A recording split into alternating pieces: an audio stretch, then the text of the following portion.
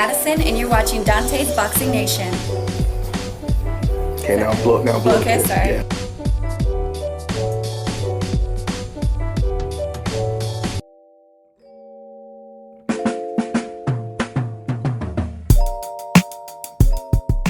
Sign the contract, big boy. Sign the contract.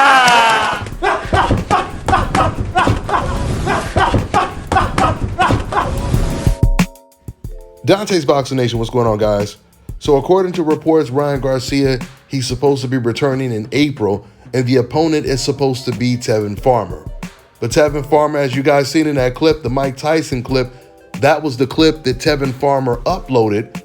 Tevin was implying that Ryan Garcia is stalling to sign the contract, and he's waiting for him to sign the contract.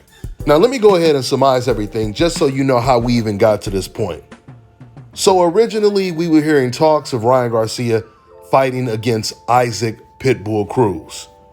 But Team Garcia, they end up passing on the Cruz fight because obviously it was too dangerous of a fight. That was the perception when it comes to Team Garcia. They felt he wasn't ready for Isaac Cruz.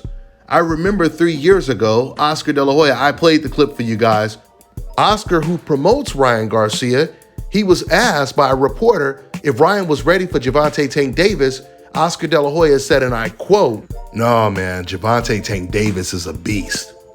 2 years later, right after Ryan Garcia's win over Luke Campbell, Ryan Garcia's trainer comes out and his mentor, Canelo Alvarez, comes out, and they both say that Ryan Garcia is not ready for Gervonta Tank Davis or a Devin Haney for at least 2 or 3 more fights. Fast forward to present day, and Ryan Garcia is not even ready for Isaac Pitbull Cruz, according to Team Garcia.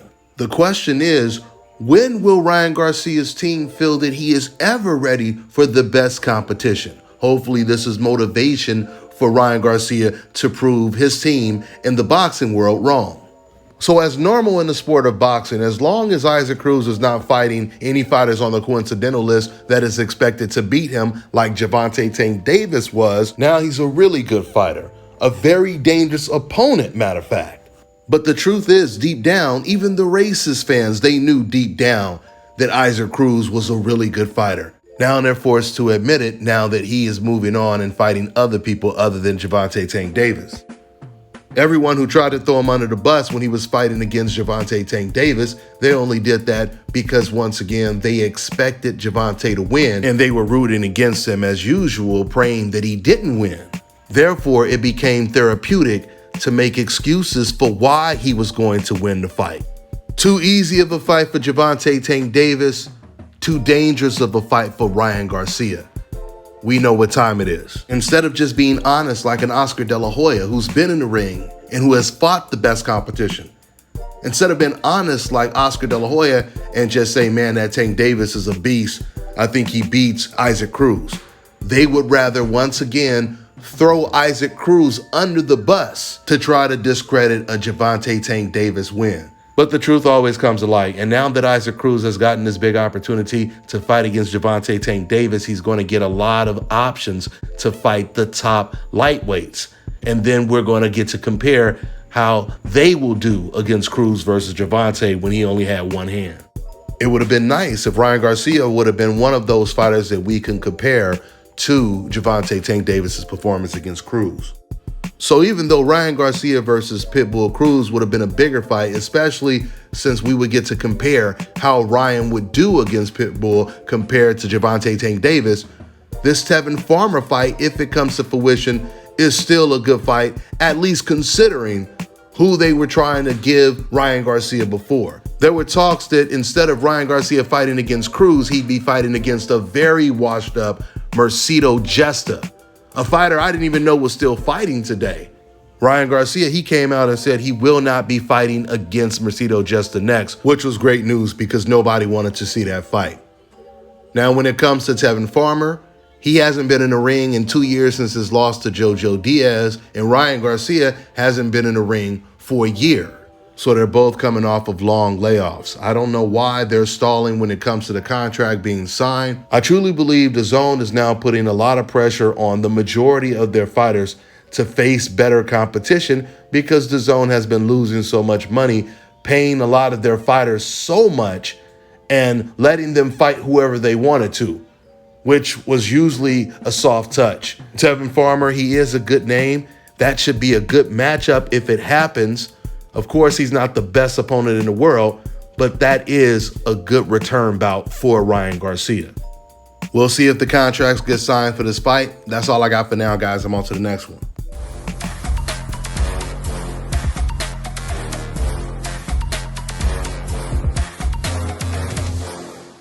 My name is Chris, and I'm all the way here from Anchorage, Alaska at South Carolinas, and I'm here for my second treatment of SMP.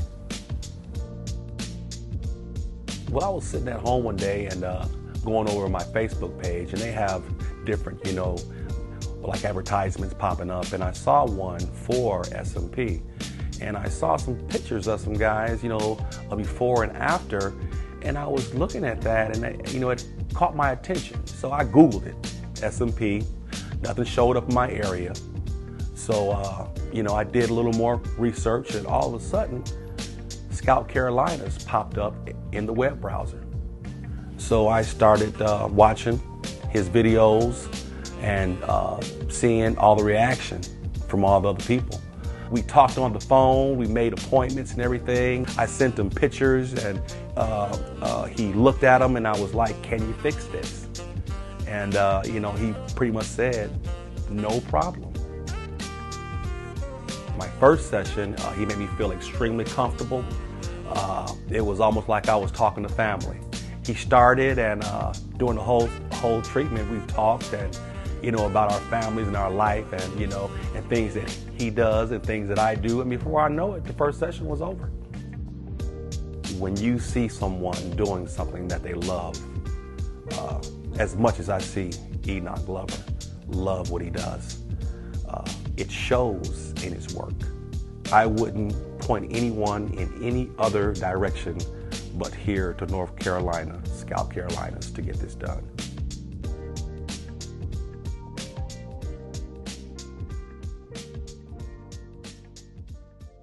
All right, now check this out, guys. If you're looking to repair eczema scars, burns and bruises, dark spots and blemishes, then this right here is the perfect product for you guys. It's called Elo Deki Face and Body Oil. Athletes and top-ranking boxers, they're also using it after training to reduce swelling, inflammation, and to ease the pain. So get yours today. Go to elodeki.com, like them on Facebook, and follow them on Instagram.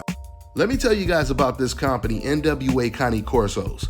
They breed Cane Corso Mastiffs, which is a guardian dog that is treasured for its protective nature and strong loyalty to family. If you're looking for a family-friendly dog that's intelligent, muscular, and brave enough to take on any intruder, then you need a Cane Corso Mastiff. Cane Corsos are extremely versatile, performing well in a variety of activities such as hunting, agility, competitions, and obedience trials. With its athleticism and versatility as a hunting dog, guard dog, sports dog, and a show dog, the Cane Corso Mastiff is perfect for any family. They also have standard French bulldogs with excellent health, structure, temperament, and superior bloodlines with many champions in present day and pedigrees. Visit NWA Cane Corsos on all social media platforms to find the perfect puppy for your home today.